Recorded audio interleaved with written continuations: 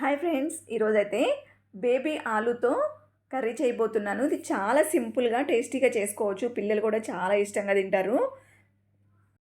ఇది మనకి చూడడానికైతే గుడ్డు లోపల సొనలా ఉంది కదా, కాదండి, ఇది ఆలు. చిన్న చిన్న ఆలూస్ నేను సూపర్ మార్కెట్లో అయితే తీసుకొచ్చాను, నాకు అక్కడ దొరికాయి.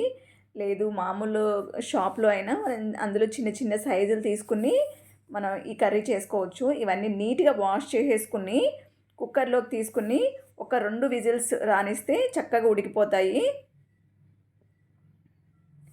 కొద్దిగా వాటర్ పోసుకుని ఉడికించుకున్నామంటే ఒక 2 విజిల్స్తో మంచిగా ఉడికిపోతాయి. ఈ విజిల్ పెట్టేసి ఇప్పుడు ఒక ప్లేట్లోకి ఒక 6 నుంచి 10 వరకు ఎండుమిర్చి తీసుకోవాలి. ఎండుమిర్చి మీరు బాగా కారం తినేవాళ్ళైతే కొంచెం 10 వరకు తీసుకోండి, 10 మిరపకాయలు. ఈ విధంగా మొత్తం తొడుములు తీసేసుకుని 2 ముక్కలుగా చేసుకోవాలి. దీని లోపల గింజలు కూడా మనం సపరేట్ చేసుకోవాలి. గింజలు తీసేసుకుని ఒక బౌల్ తీసుకుని అందులోకి ఈ మనం సపరేట్ చేసుకున్న ఎండుమిర్చి వేసేసుకుని అవి ముల్లగా నీటి పోసుకోవాలి. వాటి నిండా అవి ఒక అరగంట పాటు నానబెట్టుకోవాలి.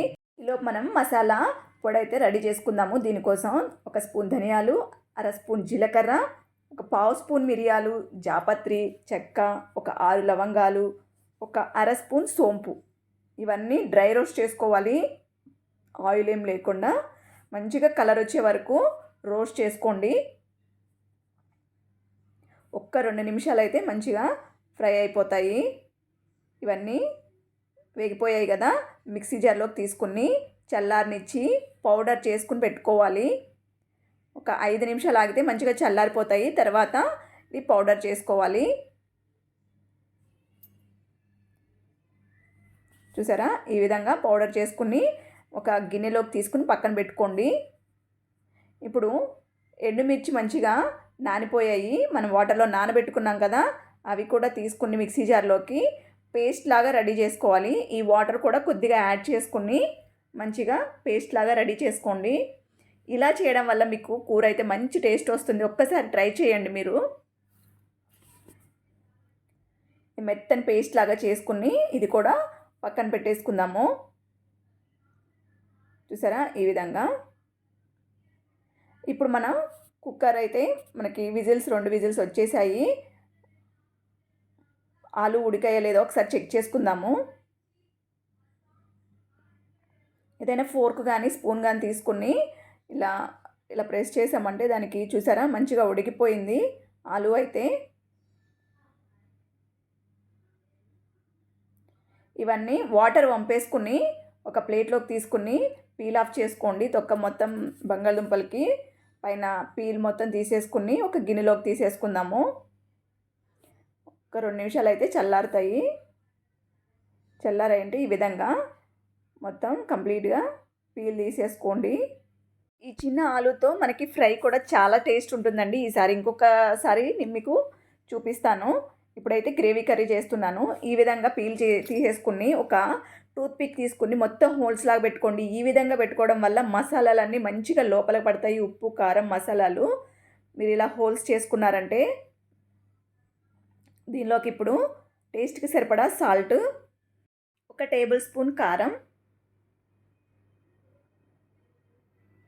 వేసుకుని మంచిగా ఆలు మొత్తం పట్టేలాగా ఇలా మిక్స్ చేసుకోండి. మంచిగా పట్టాయి కదా. ఇప్పుడు ఒక ప్యాన్ తీసుకుని ఒక టేబుల్ స్పూన్ ఆయిల్ వేసుకోండి. ఆయిల్ వేసుకుని మనం ఇప్పుడు ఉప్పు కారం కలుపుకున్నాం కదా బంగాళదుంపలు, అవన్నీ దీనిలో మంచిగా రోస్ట్ చేసుకోవాలి ఆయిల్లో.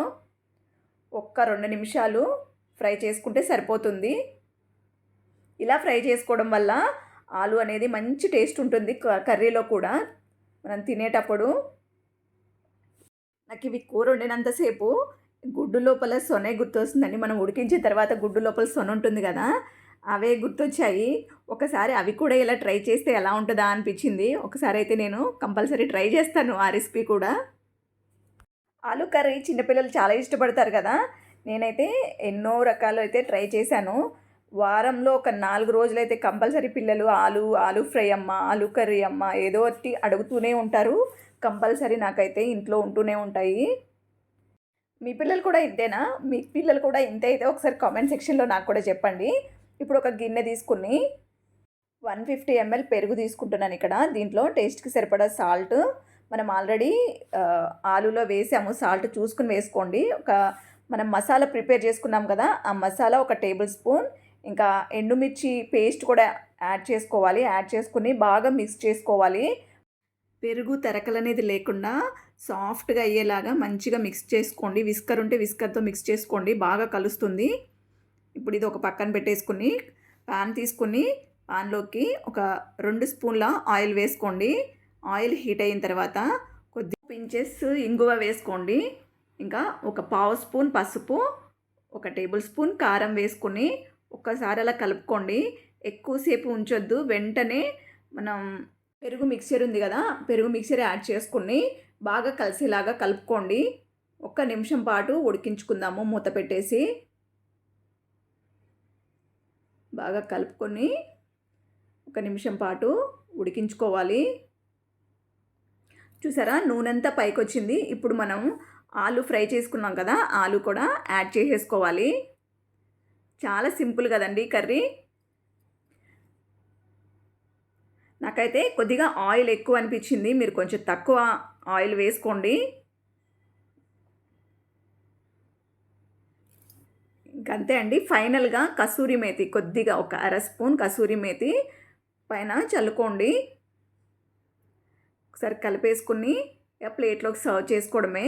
చాలా సింపుల్గా బేబీ ఆలు కర్రీ అయితే రెడీ అయిపోయింది కదా. చూసారా, చూస్తుంటేనే నోరూరుతుంది. ప్లేట్లోకి అయితే సర్వ్ చేసుకుందాము. మీరు ఈ రెసిపీ అయితే చపాతీ, రోటీ, రైస్ దేనిలోకైనా చాలా బాగుంటుంది. మీకు ఈ రెసిపీ నచ్చిందనే అనుకుంటున్నాను. ఇంకొన్ని మంచి వీడియోస్ కోసం మన ఛానల్ని సబ్స్క్రైబ్ చేసుకోండి. మీరు కూడా తప్పకుండా ట్రై చేసి మీకు ఎలా వచ్చిందో కామెంట్ రూపంలో నాకు తెలియచేయండి. మీ ఫ్రెండ్స్కి, ఫ్యామిలీ మెంబర్స్కి షేర్ చేయండి. Thank you for watching.